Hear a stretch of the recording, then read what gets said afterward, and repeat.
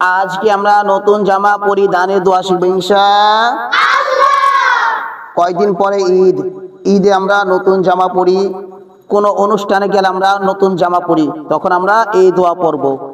এই দোয়ার অর্থ প্রশংসা আল্লাহর জন্য যিনি আমাকে পরিয়েছে।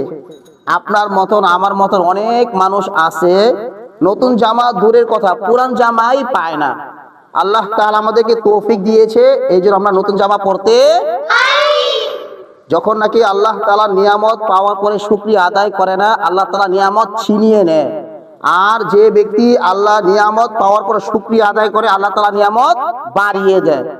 যখন নাকি আমরা নতুন জামা পরবো, অবশ্যই এই দোয়া পরে জামা শুদ্ধভাবে শিখতে হবে।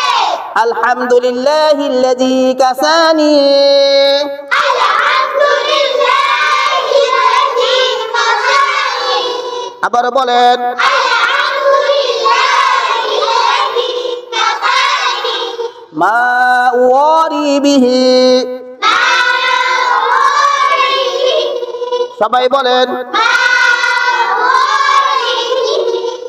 আওরাতি ওয়া আতাজাম্মালু বিহি, আবার বলেন